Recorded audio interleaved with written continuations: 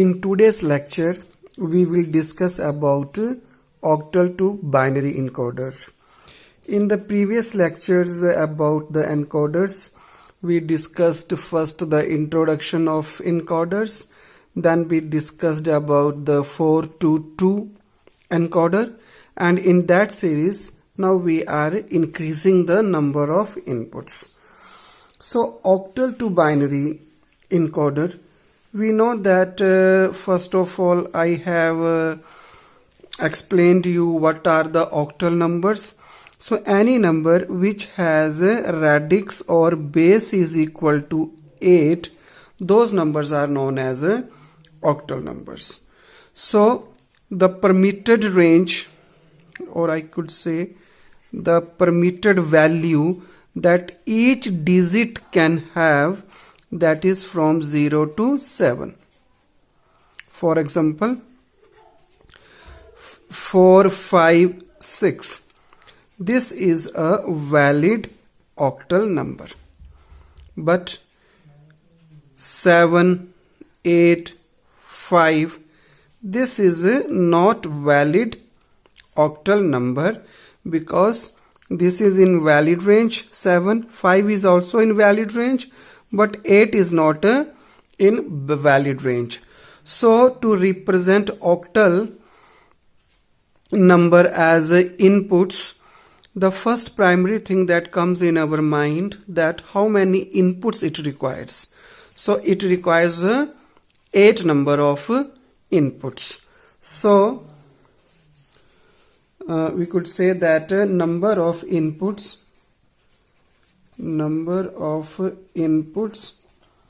is equal to 8. So we want to convert octal to binary code. So we also know that if we want to convert a octal number into binary, the maximum value is 7. So if maximum value is 7, then obviously we need 3 binary digits. How? Because we know that 2 raised to power 0 is equal to 1. But 1 cannot be equal to 7. Now 2 raised to power 1 is equal to 2. So if I take both these, 2 plus 1, 3, that cannot be up to 7. Now if I write 2 raised to power 2 means 4. So now if I add up these 3 digits, 4 plus 2 plus 1 is equal to 7. So means at least 3 binary digits are required to represent octal number. So based upon this, the number of outputs is equal to 3. And also by the definition of the encoder, हमें पता है कि if there are 2 raised to power n number of inputs, it means 8 is equal to 2 raised to power 3, then the number of outputs is equal to 3. This is from our previous knowledge about the definition. Means if there are 2 raised to power n number of inputs, then we have n number of outputs. So if there are 8 number of inputs and 3 number of outputs, so this type of encoder is also known as 8 line to 3 line encoder. As for the number of outputs are concerned, we can also get it from another formula which is actually not widely used, because we can directly come out the number of outputs that we want. So the formula actually is n, means the total number of outputs. N is equal to log base 2 the number of inputs. Here the number of inputs is 8. So I can write it as log base 2. 8 can be written as 2 raised to power 3. So this can be written as 3 log base to 2. This is equal to 3. because 3 into 1 is equal to 3. So this is the also one of the way to calculate how many outputs we want. So this is one method, and this is the second method to determine the number of outputs that we have in a particular encoder. So by the definition of encoder, we know that each input line corresponds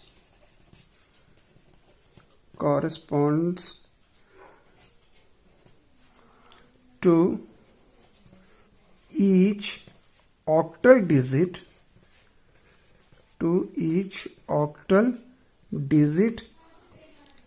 and the three outputs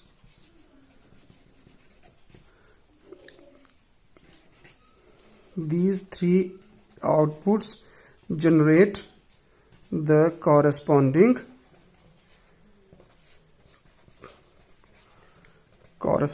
binary codes.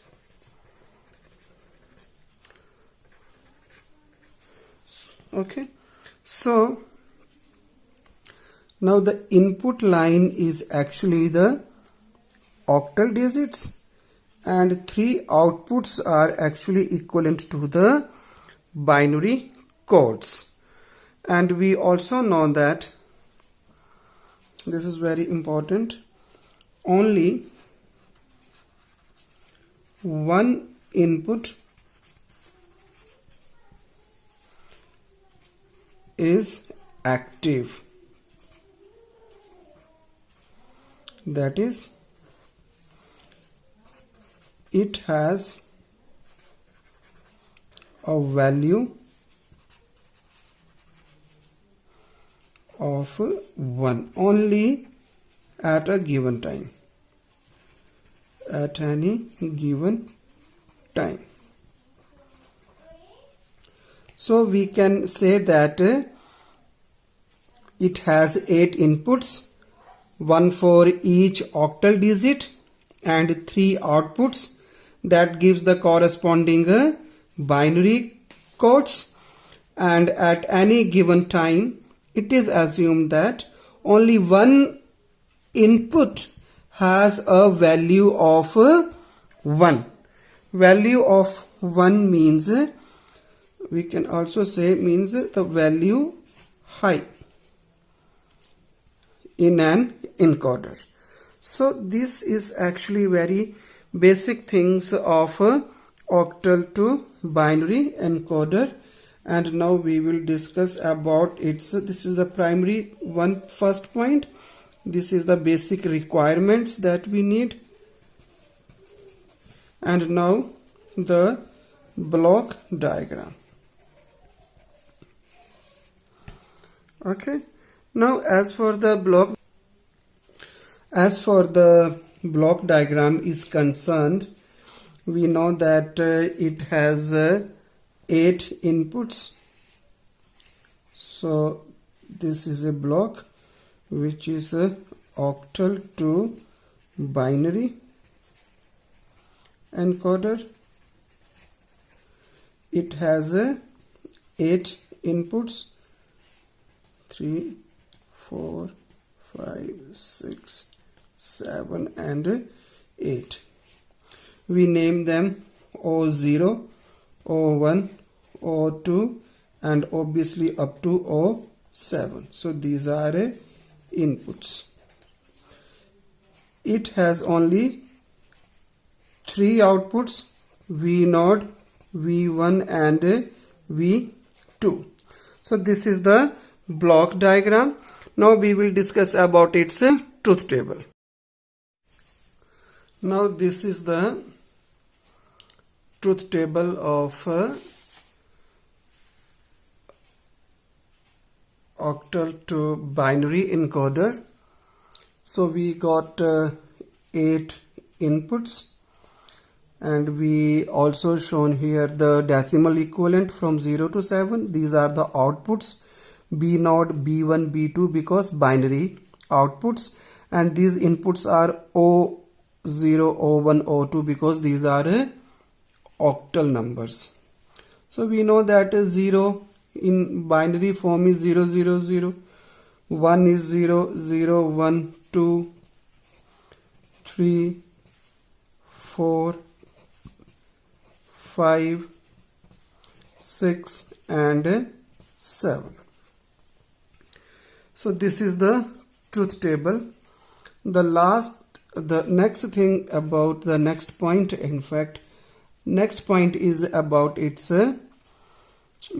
logic expressions. Logic expressions for the outputs means for a B node, B1 and B2. So we know that encoders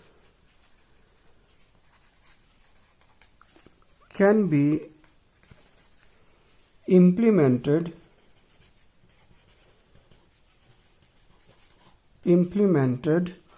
with OR gates. It means that encoders can be implemented using OR gates, and the inputs for those OR gates means whose inputs are determined directly from the truth table. So how we can determine directly from the truth table? For example, see the output B node. Say output B node, this B node. This is 1 here, this is also 1 here, this is also 1 here, this is also 1 here. So output V node is equal to 1 if input octal digit is 1 or 3 or 5 or 7. Okay, so this is the way how we can determine the inputs for the OR gates. This is for B node. Same way for B1 we can say 2, 3, 6 and 7. So means octal 2, octal 3, octal 6 and octal 7. And third output is B2. It is 4, 5, 6 and 7. So O4, O5, O6 and O7. So this is the way how we can determine the inputs for the OR gates, and in this particular case we need 3 OR gates. So the fifth point is its circuit diagram.